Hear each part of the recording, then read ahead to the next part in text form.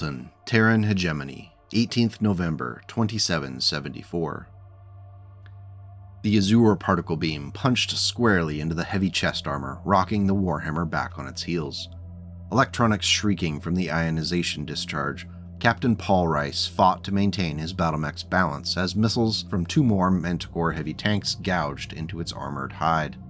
"Damn, Captain!" Brian Mahoney's thick Coventry accent crackled in Rice's ears. "I told you to watch the flank!" The bulbous shape of Mahoney's stalker moved alongside the Warhammer and planted its feet on the rocky ground, kicking red dust into the afternoon air. Where the Warhammer sported regulation olive drab colors, Mahoney had embraced the more relaxed standards of the 18th Volunteer Regiment. Rice felt the flesh-tone paint scheme was inappropriate, but he was no longer serving in one of the Star League Defense Force's line regiments. The Stalker unleashed its own storm of missiles at the Rimworld's Republic armor before continuing its implacable advance. "Sorry, Brian, a little distracted there for a moment." Rice pivoted his Warhammer to snap off a few shots at the nearest tank with his PPCs and medium lasers. Then he felt the kick of the SRM launcher's ripple-fire pattern as he followed up with a well-placed salvo. The missiles scoured the blue and red shark emblem from the vehicle's turret armor. Trailing smoke, it scuttled away like a tracked crab, seeking temporary cover.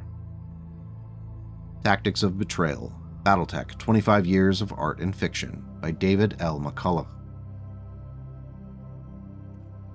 Located in the inner sphere between the Lyran Commonwealth and the Draconis Combine, Morningside was a planet that saw many invasions and counter-invasions over the centuries, since its first settlement way back in the 24th century.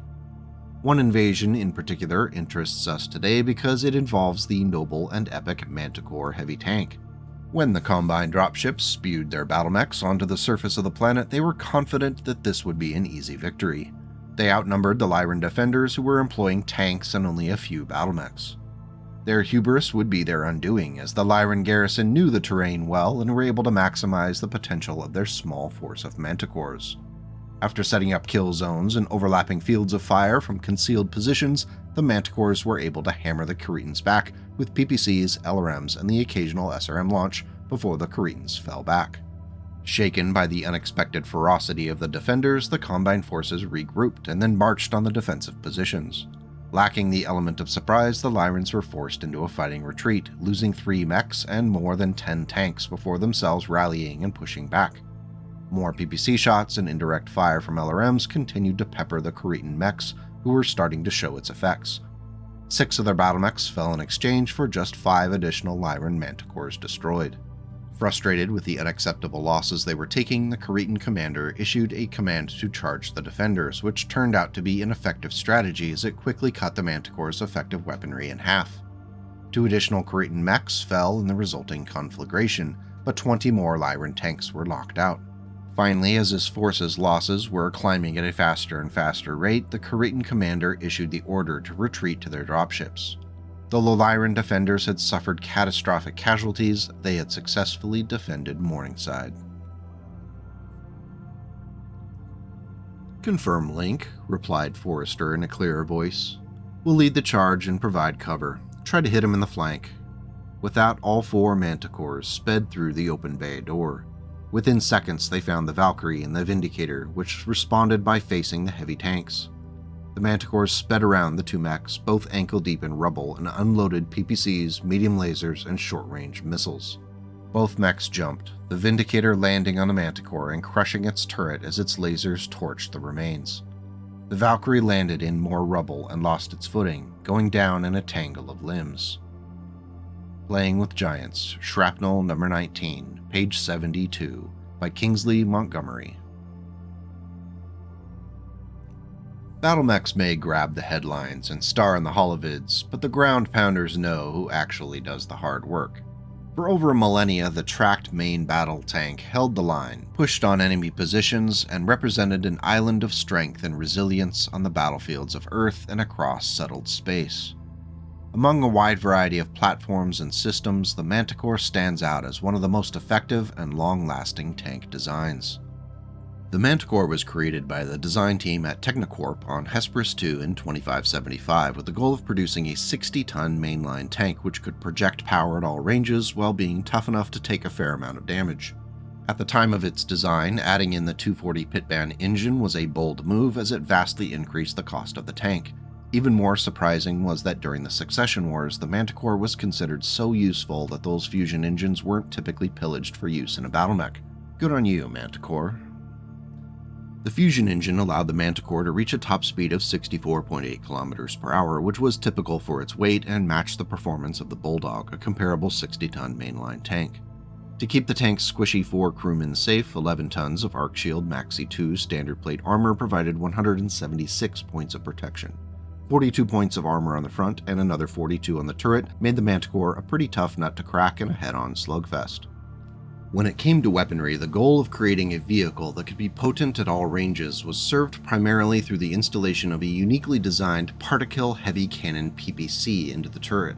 Unlike other particle projection cannons in this era, this was a unique design that didn't employ a standard energy collection capacitor, but instead gathered energy from the fusion reactor in a series of magnetic collection bottles.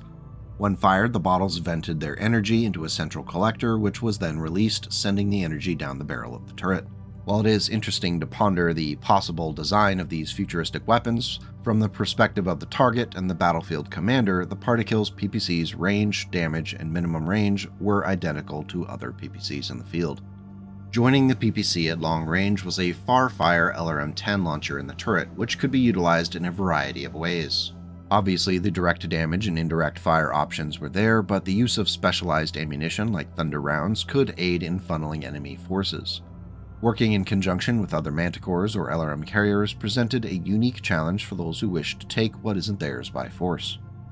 Should ongoing conflict resolution strategies not show promising results, the SureShot Mark VI short-range Missile 6 launcher presented the opportunity to offer a robust counter-argument for pushy opponents. The single ton of ammunition stored in the tank's body provided up to 15 chances to convince someone that they were wrong for getting within your zone of comfort. I just can't get over how much fun it is to describe these weapons like they're in advertising brochures or LinkedIn profiles. The official fluff states that the SRM-6 was mounted on, quote, a vertical and horizontal swift mount, giving the pack a full 120-degree arc of fire independent of the turret. So it's got that going for it. Finally, if all else fails, an OMI high-burn medium laser was added to the vehicle to allow for precise and terrifying short-range damage. Ever seen an infantryman go from 98.6 to 3,000 degrees in less than a second? There isn't enough butte-hold micro-krill moonshine in existence to unsee that.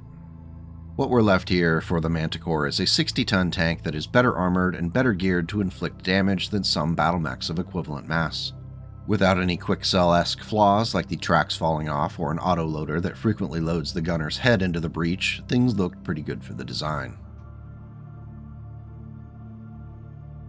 When the turret stopped, Walt was already peering through the viewfinder.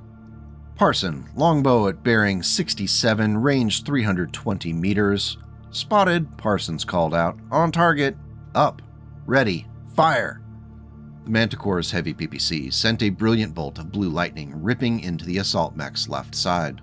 A heartbeat later, another heavy PPC blast and 4 streams of autocannon rounds smashed into the longbow, sending the 85-ton mech reeling, clipping a Phylax Maxim and crashing into a mercenary Chimera, sending both mechs to the ground. Elements of Treason, Opportunity, page 167 and 168, by Craig A. Reed, Jr. The Manticore ended up selling very well and saw action both within the SLDF and Great House militaries leading up to the First Succession War. Concentrated originally near the production lines of Hesperus II, eventually the Manticore would be found across the Inner Sphere and into the Periphery. The design was so successful that the Manticore was licensed and made on additional production lines, including way out in the Magistracy of Canopus by Majesty Metals and Manufacturing. Variants for the Manticore were limited to field refits and one-off jobs due to Technocorp's stringent policy against tampering with what they considered a well-refined machine. They were quick to remind buyers that any tinkering or jerry-rigging would void the company's service contract. It's a testament to just how much the Manticore was appreciated that most buyers respected that in order to stay on Technocorp's good side. The Manticore continued to serve and be produced extensively during the Succession Wars, even though its fusion engine made it a valuable commodity. When Defiance Industries began to produce it, they maintained the policy against field refitting, but were lenient about enforcing it. This explains why the Inner Sphere wouldn't see a new Manticore refit until the 3050s. Of course, none of these rules applied to the Manticores that were taken into the Periphery along with General Kerensky's SLDF forces. With the formation of the clans and the unifying fight against the Pentagon worlds, SLDF vehicles, battlemechs, and aerospace fighters saw upgrades with new technologies. Designated the Manticore EC in 2823, this early clan variant retained the fusion engine but was given an additional half-ton of standard armor. The standard medium laser was sacrificed in favor of an improved LRM-10 launcher along with an enhanced PPC. The Inner Sphere grade SRM-6 was left in place with its 1 ton of ammunition, and the ELRM-10 was given a second ton of ammo. The Manticore EC is clearly a half-step design toward what would be seen later on during the Golden Century. Clan Buruk was responsible for the refit, and it saw extensive use along with many other EC variant machines before the invention of Omnimechs and the plethora of clan-grade weaponry that we all know and love. A Rep Berserker sprinted toward the Confederation lines. The assault mech was fast for its weight and had the armor to shrug off most of the Capellan fire. It was clear the Mechwarrior wanted to get their gigantic hatchet into the fight. Gardner swung the turret around, waited for a solid tone, and fired. The heavy PPC vomited a gout of ions that would have done any clan-built ERPPC proud. The shot took the Berserker in the knee, guided by Gardner's skill as a gunner and the advanced targeting computer in the Manticore's belly. The mech stumbled but didn't fall. It slowed to a walk, looking for its attacker. Gardner swallowed as the mech's cockpit aligned with his tank. The Berserker stamped the ground with 1 foot. The hatchet swung back and forth, as if it were a 12-meter-tall man loosening up. The Mechwarrior, melodramatic as all their kind were, triggered the head-mounted flamer.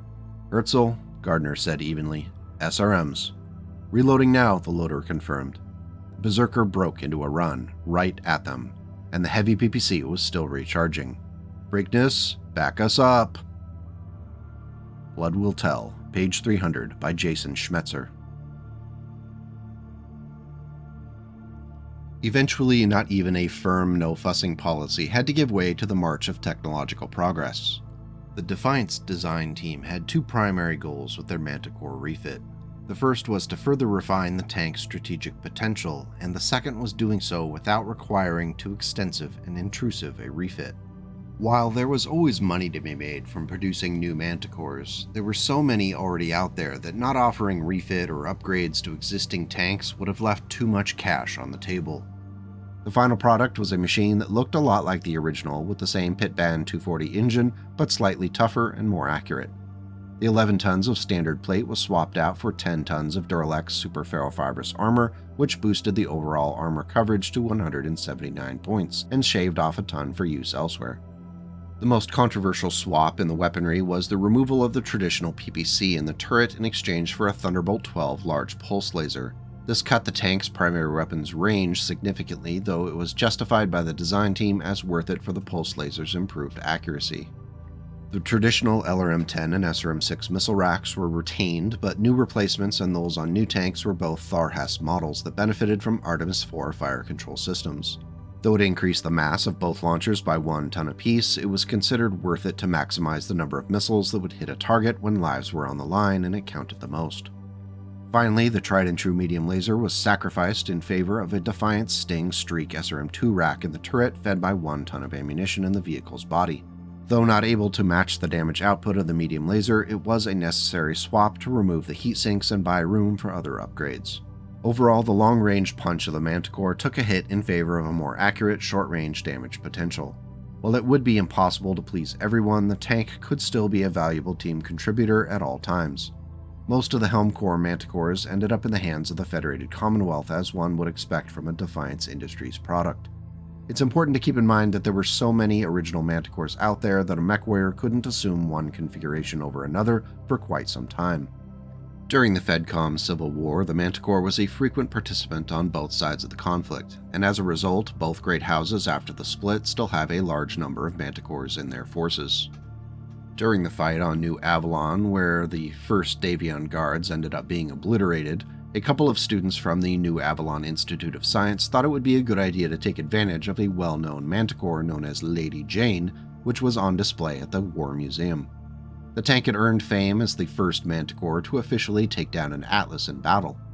The students rolled out of the museum with the still-functioning machine and proceeded to escape into the countryside outside of the city. Their anti-Lyran antics over the next 3 years including hitting soft targets of opportunity only to flee back into the wilds, leaving only anti-Catherine graffiti and tracks in the ground. When Davion forces arrived in 3066, the former students turned guerrilla fighters joined them with Lady Jane in tow. Another laser sliced into his chest as Adam regained his balance. To one side, he saw the image of a Manticore tank pull up and add its firepower to his own. Glancing quickly at the Jade Falcon, he could see deep gouges in the armor plating of the Omnimax torso where at least 2 of the shots had found their mark. The Manticore fired almost everything it had, long and short-range missiles and its large pulse laser. Some of the missiles missed wide. The green fire from the laser danced up the left arm of the Mad Cat, doing little to slow its determined pace. Operation Audacity, page 114, by Blaney Pardoe. Once the genie was out of the bottle, the Manticore would see more frequent variants. The New Earth Trading Company contacted Defiance concerning a license to produce an LB-10X variant. The deal was made, and in 3060, the first of their LB Manticores rolled off the assembly lines. It was structurally the same as the Helm Defiance variant with the same speed and 10 tons of ferrofibrous armor. However, the weaponry was entirely new.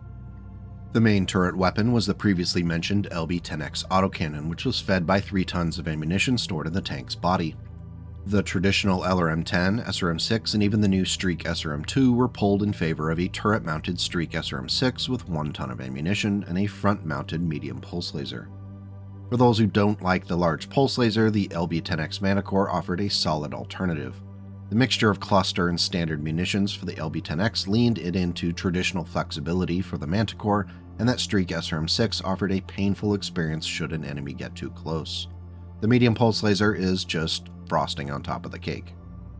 In 3063, a pair of Manticore designs were created to take advantage of the C3 computer system, which was all the rage those days. The C3M Manticore was protected by 10.5 tons of ferrofibrous armor and looked a lot like the original variant with its LRM-10 and particle projection cannon. The LRM launcher did benefit from Artemis IV fire control systems and a Streak SRM-2 mounted in front of the tank polished off the design. Oh, and I suppose the fact that it carried a C3 master computer should also be noted. The C3S version of the tank carried 10 tons of ferrofibrous armor and a similar loadout.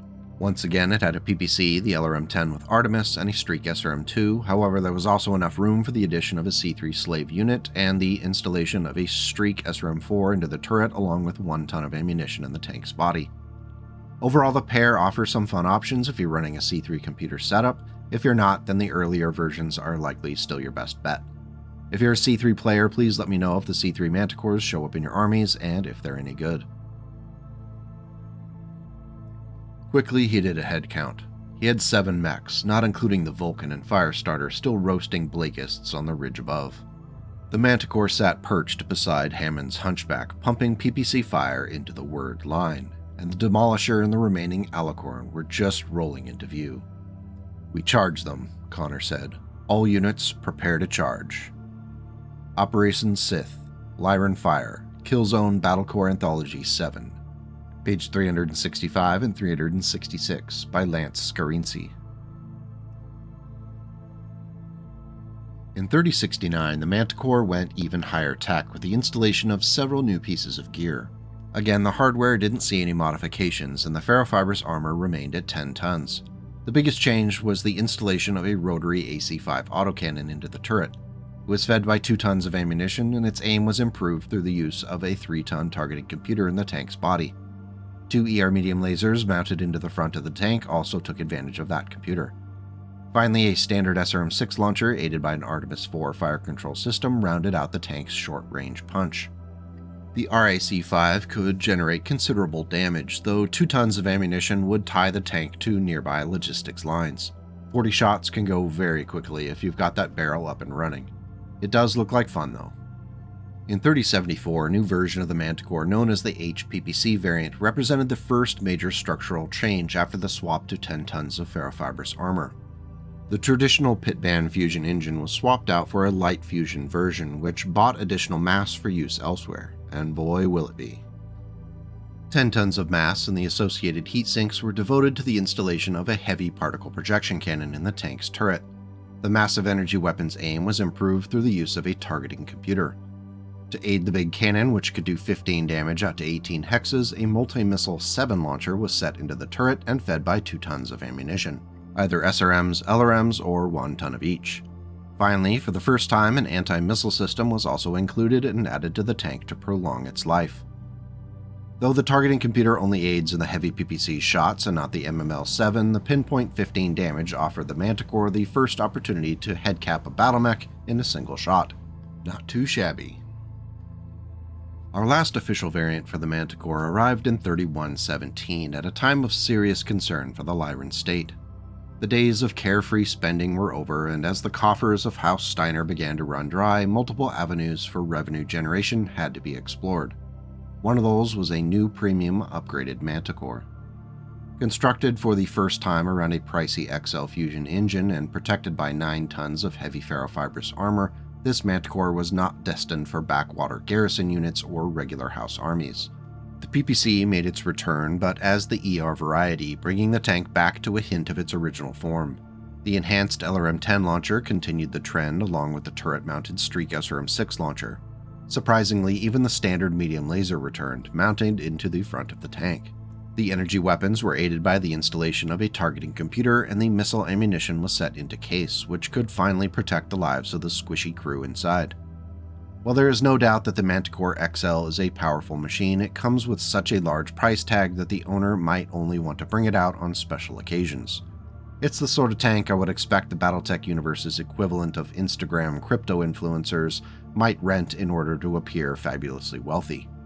I suppose if money is no object, give it a go. As night settled firmly on Alina's capital, Derby Halloran knew his plan was dangerous, but the tread of doom never left a man behind, especially not a ride-or-die guy like Sergeant Gary Hooper. Distance to the jail, he asked the driver of the heavy tank, a Manticore he rode in rumbling along the downtown city streets of Alina. Another click and a half. Derby Halloran looked down at his command panel and saw the other 5 heavy tanks in his command rolling in a tight formation. These clanner bastards would learn to fear men like the Tread of Doom, not treat them with the disrespect they had been shown. Gary Hooper was a goddamn hero, and they were going to make damn sure he didn't die like a punk at the end of a Jade Falcon firing squad. Lone Wolf and Fox, Shrapnel number 15, page 299, by Brian Young. Of course, before we wrap things up today, I did want to take a crack at creating my own IlClan era Mechfrog refit with the express goal of finding a good way to put the Manticore to work in a way the previous refits hadn't. Just a reminder that this is totally non-canon and shouldn't be confused as such, because if I don't say such things I get nasty YouTube comments.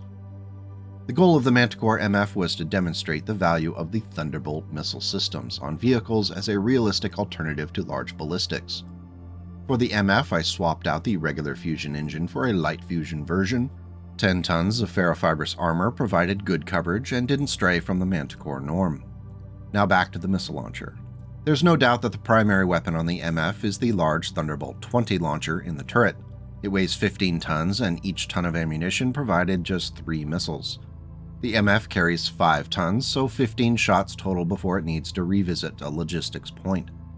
The T-20 missile can travel out to 18 hexes and does 20 damage in a single location. Picture an AC-20, but with much improved range bracketing. Beside the ammunition, the only other downside is the 5 hex minimum range. Should an enemy close in within that distance, the Manticore MF will have to rely on a pair of medium pulse lasers and a single machine gun also set into the turret. That machine gun is fed by a half ton of ammunition in the body. The last addition was cased to reduce the likelihood that the tank's crew would cook off with the rest of that 5.5 tons of ammunition. I'm quite sure that the Manticore MF would be a blast to play, and you know what? Let's try it. Time to load up Megamech and see what it can do.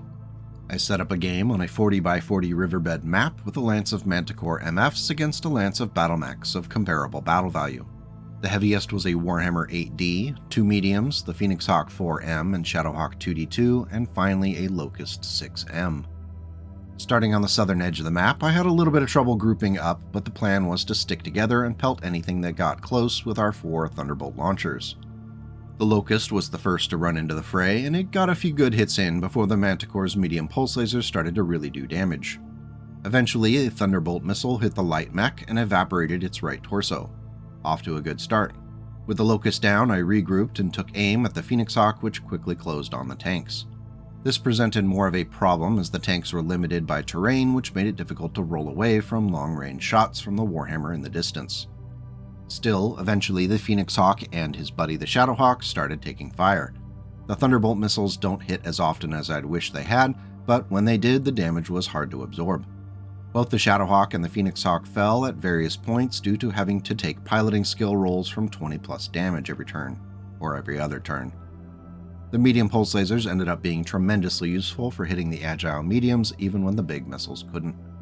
I ended up losing one of the Manticores before the mediums were taken out of action, leaving only the Warhammer, which finally plodded toward the fray. My 3 remaining tanks had taken quite a bit of damage by that point, and the Warhammer avenged his lancemates. 2 more tanks were immobilized and the crews were stunned. However, the last tank was able to score valuable hits on the Warhammer, making it fall repeatedly and eventually taking so much damage that it became prone. The sole remaining tank fired its last few Thunderbolt missiles at the stricken Warhammer before finally finishing it off with the medium pulse lasers. At the end of the battle, the sole survivor was still technically mobile, though it was out of ammunition and was damaged and unable to move at top speed. Megamech determined that of the original team battle value, the Manticores were at 13.91% strength. The BattleMech Lance at 0. The Manticore MF had taken the field, if just by the skin of its teeth. If you're interested in giving the Manticore MF a try, I've included a free PDF record sheet for it in the video notes below. If you end up giving it a go, please let me know how it went. So why do we love the Manticore? Personally, I have a fondness for the stories of grit and determination that are sourced from garrison units and planetary defense forces. Maybe it's my American history background, but the imagery of the plucky defenders holding out against overwhelming odds is hardly an uncommon theme. I remember running around the neighborhood with the other kids fighting legions of imaginary Russians with my metal baseball bat held in my hand like a machine gun. Oh, how the Ruskies fell. In a universe where the battle mech is king, tanks like the Manticore, Bulldog, and Patton Rommel stand as proverbial 2 fingers sticking up in the air in defiance. You might come at us with the latest and greatest, but we have this tank with a big gun on it that might have something to say about it. With solid variants, noble fluff, and good in-universe reputation, what's not to love about the Manticore? Plus, anytime I mention it, I can do it with gusto. It's the Manticore! Oh, you have no idea how much I wanted to do that through the whole video. But I'm curious what you think. Is the Manticore a tank that you would pick over others, or are you a Bulldog or Patton fan? Let me know in the comments and we'll keep the discussion going.